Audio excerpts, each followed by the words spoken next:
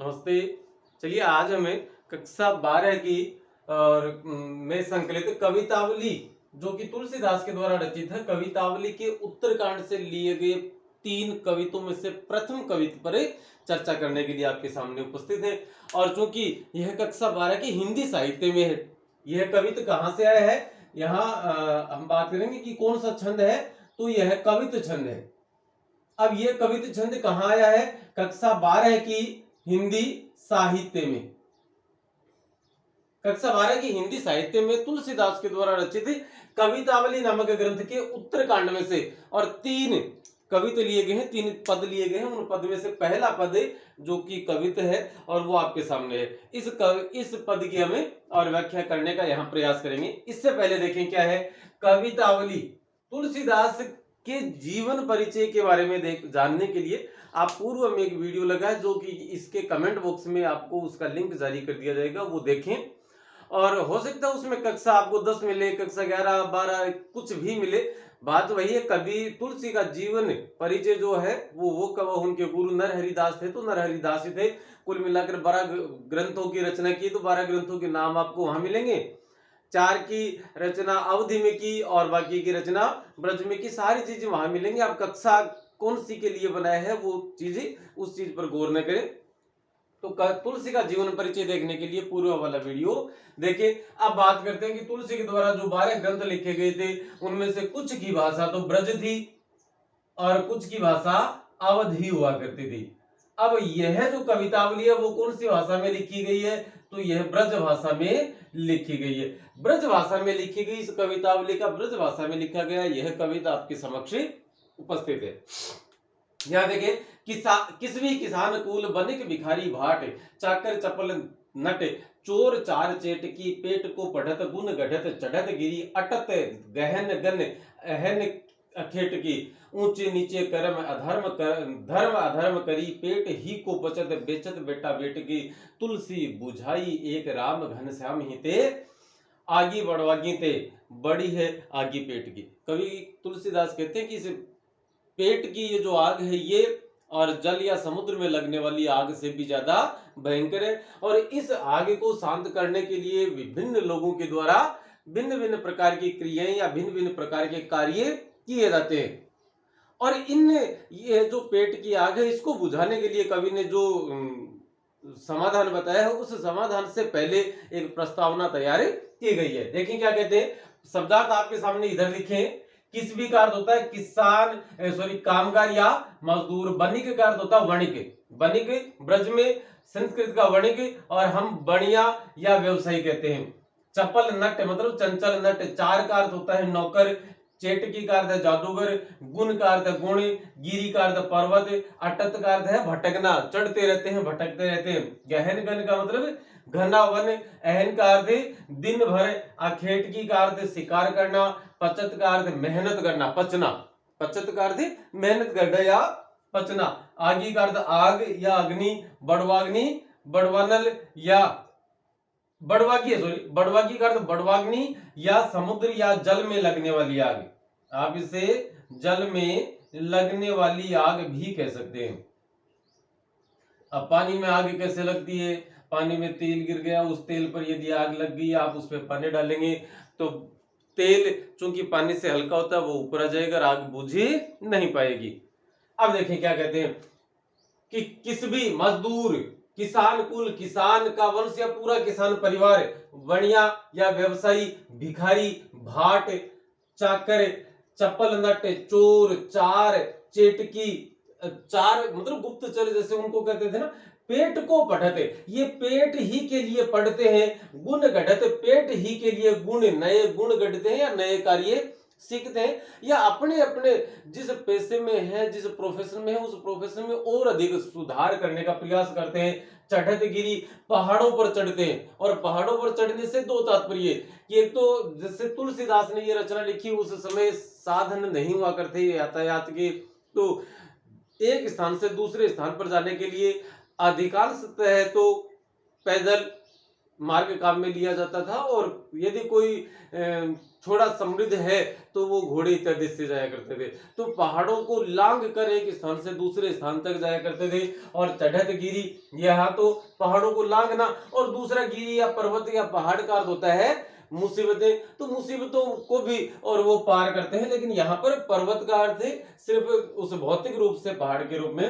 अटत गहन गन, अटत का अर्थ भटकते रहते हैं, गहन गन का अर्थ घने वन में, अहन अखेटकी, दिन भर शिकार करते रहते हैं, ऊंचे नीचे कर्म, और इसी के कारण से वे ऊंचे नीचे कर्म भी करते हैं। धर्म अधर्म करी, और धर्म युक्त और अधर्म युक्त, जो धर्म की दृष्टि से उचित है वो कर्म, और उसके साथ साथ जो अनुचित है वो कर्म भी वे करते हैं। पेट ही को पचते, वे पेट ही के लिए, कौन, ये सभी चीजें ये पेट के लिए ही पचते हैं, मतलब मेहनत करते हैं, मेहनत करना।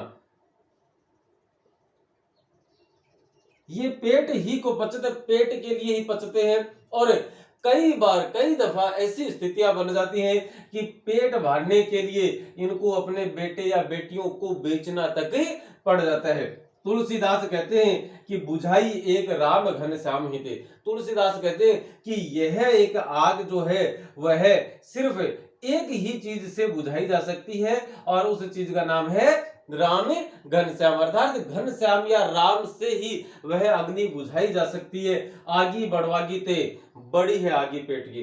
कवि तुलसीदास कहते हैं कि आगी, यह जो बड़वाग्नि है, मतलब जल में लगने वाली जो आग है, यह आग इस पेट की, सॉरी, यह जो पेट की आग है वह इस बड़वाग्नि से भी ज्यादा प्रबल है, या बड़वाग्नि पेट की आग के सामने छोटी पड़ जाती है। आप समझ सकते हैं पेट का अर्थ है, पेट की अग्नि का अर्थ भूख है, और भूख एक ऐसा तत्व है, एक ऐसी चीज है जिसकी वजह से आदमी को चोरी चपाटी हत्या लूट डकैती सब करने पड़ जाते हैं सिर्फ पेट भरने के लिए। शौक या तौर पर कोई किसी को शायद कहीं नहीं लूटता होगा, मारता होगा, हत्या करता होगा इत्यादि।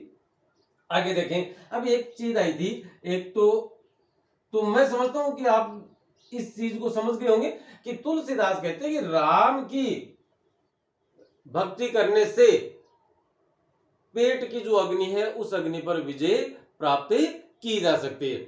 और ये जो लोग हैं, ये लोग क्यों करते हैं, मेहनत करते हैं, पहाड़ चढ़ते हैं, शिकार करते हैं, दिन भर दिन रात, और ऊंचे नीचे कर्म या धर्म अधर्म, यहाँ तक कि बेटे बेटियों को भी बेचना पड़ जाए तो बेच देते हैं। ये क्यों करते हैं, इस पेट की आग के लिए, इसे पेट की आग के लिए। और इस पेट की आग को शांत करने का तुलसीदास ने जो जरिया बताया है वह जरिया है राम, या राम रूपी घनश्याम की भक्ति करना, उनकी आराधना करना। अब आप यहां देखेंगे तो एक चीज पाएंगे कि कवि तुलसीदास का मूल उद्देश्य क्या था, पाठकों को या श्रोताओं को या सुनने वालों को या पढ़ने वालों को राम की भक्ति की तरफ ले जाना, राम की भक्ति की तरफ अग्रसर करना, उन्हें इस बात से इस बात के लिए राजी करना कि आप राम की भक्ति करें।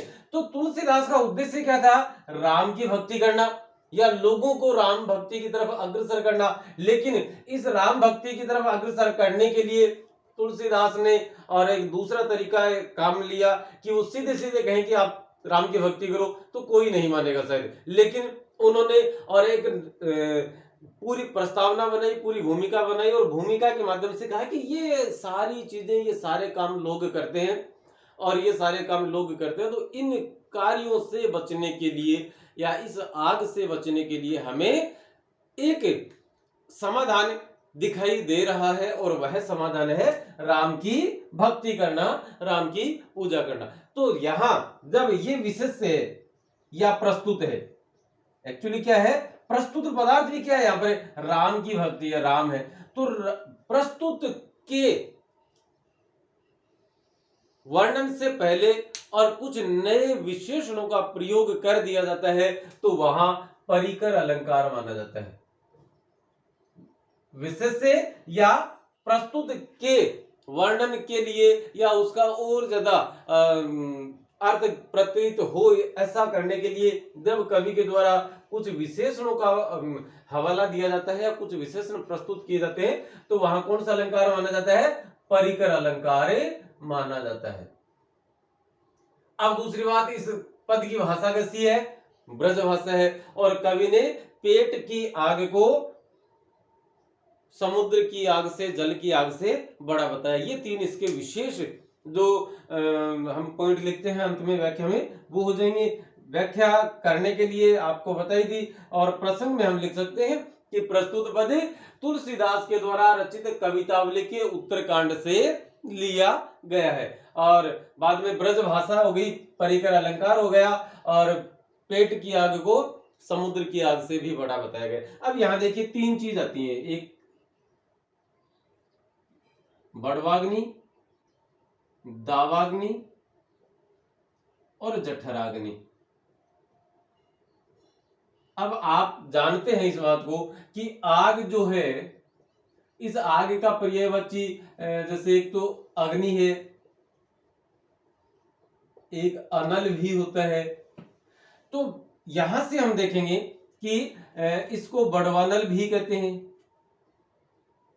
इसको दावानल भी कहते हैं और इसको जठरानल भी कहते हैं। जठरानल, जठर धन अनल, दावा धन अनल और बड़वा धन अनल। अब होता क्या है, बड़वा कहते हैं पानी को, तो समुद्र को, तो समुद्र में लगने वाली आग। यहां देखेंगे आप, समुद्र में लगने वाली आग, ये तो समुद्र में लगने वाली आग होगी। दावा कहते हैं जंगल को, दावा किसे कहते हैं? वन को कहते हैं। तो कई बार वन में क्या होता है, आग लग जाती है, बड़े बड़े ऊंचे ऊंचे पेड़ हैं, सूख चुके हैं, और सूखने के पश्चात कई बार आंधी या हवा, तेज हवा चलती है, तो वो पेड़ पौधे आपस में टकराते हैं, और टकराने से चिंगारी कहीं ना कहीं पैदा हो जाती है, और वहां जो सूखी पत्तियां गिरी हुई हैं वो बारूद की मानंद होती हैं, और उनमें आग लग जाती है। तो जंगल में आग लग जाती है फिर उसकी वजह से। तो ये कहा जाता है जंगल में लगने वाली आग या जंगल की आग। आप जंगल की आग के नाम से जाने तो भी कोई समस्या नहीं है। समुद्र में लगने वाली आग, जंगल में लगने वाली आग, और जठर कहते हैं पेट को। पेट में जो आग लगती है वह तो जठर कहते हैं पेट। पेट में लगने वाली